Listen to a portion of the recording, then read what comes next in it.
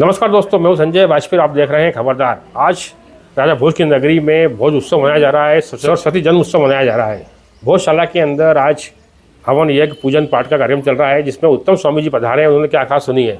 12 तारीख को हमारे सारे संतों की 12-13 अखाड़ों की बैठक है, उसमें इसका मुद्दा मैं रखूंगा। मिशन यही है कि जागृति आ जाए समाज में। और इतने सालों वर्षों कई शताब्दियां निकल गई, फिर भी आज तक हमको संघर्ष और हमको अपने आप में भीख मांगनी पड़ रही है। ये भीख क्यों मांगे?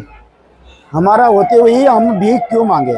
मुझे लगता है भीख मांगने का समय नहीं, समाज में जागृति की जरूरत है। न्यायालय, पुलिस इसके आड़ में जाती, इससे अच्छा कहीं ना कहीं समाज जागृत हो।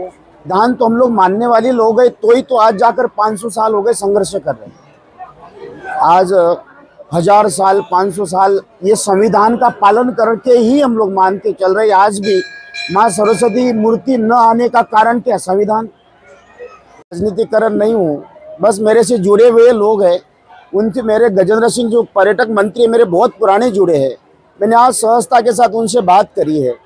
और मुझे लगता है कि देखो, राजनीति में धर्म और धर्म में राजनीति, ये एक राजनेता वो है पहले भगवान को मानने के लिए तैयार नहीं थी, तो उनके साथ कैसे खड़े हो? भगवान को नकारती है, हम उसके साथ कैसे खड़े हो सकते हैं?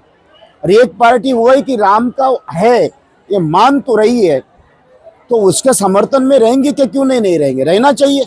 हम कोई अन्य जाति के, अन्य देश के नहीं है। जो राम के अस्तित्व पे प्रश्न चिन्ह उठाने वाले के साथ हम कैसे हो सकते हैं? कल मैंने जब बात करी, उन्होंने ये कहा कि लंदन ने ये शर्त रखी है, अगर मूर्ति एकदम वहाँ रखोगे तो ही ले जाना। मजबूरी ये आ रही है, वहाँ लंदन के जो भी म्यूजियम वालों ने लिखित दिया है कि मूर्ति वहाँ रखोगे तो ले जाना। अब न्यायालय का निर्णय आ जाए तो मिल जाएगा। इसके कारण थोड़ा सा बाधा आएगा, मुझे लगता है बहुत जल्दी हो जाएगी।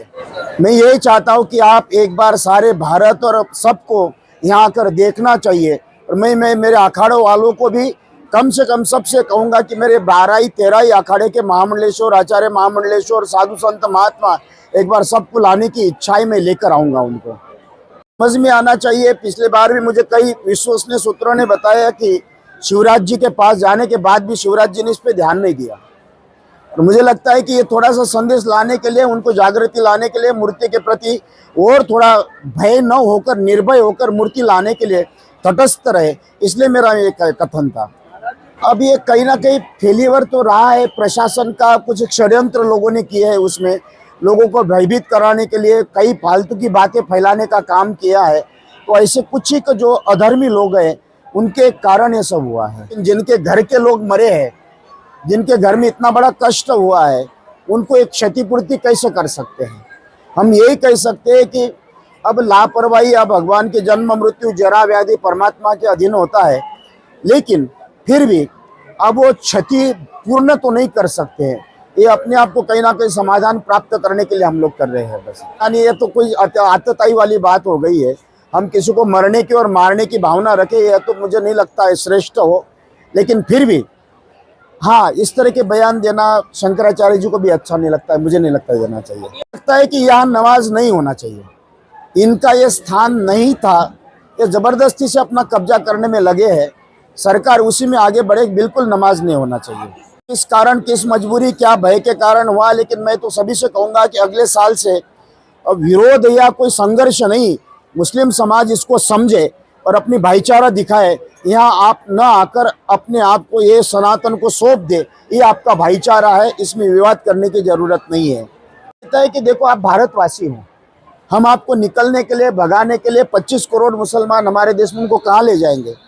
लेकिन भाईचारा अगर दिखाना हो तो भाई आप षड्यंत्र छोड़कर, ऐसे बातों को छोड़कर आप अपने आप को समाज का, हिंदू समाज का विश्वास जीतिए, तो जाकर समझ में आएगा कि भाईचारा की शुरुआत होगी। मैं अब ये चर्चा हमारे पास आई नहीं थी, पहली बार आना हुआ मेरा। अब मैं अखाड़े में जरूर इसकी चर्चा रखूंगा।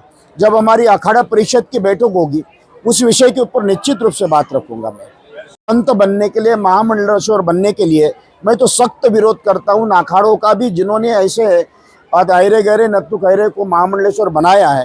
ये जितने भी अभी तक बने हैं उनको बर्खास्त करना चाहिए। कई अखाड़ों ने किया भी है, उसका सुनाई भी आया। लेकिन हर एक व्यक्ति को महामंडलेश्वर बनाने के लिए खाली अखाड़े की अपनी भौज बढ़ाने की कोई भी जरूरत नहीं। अच्छे लोगों को रखिए, यह इस तरह की परंपरा बंद होना चाहिए।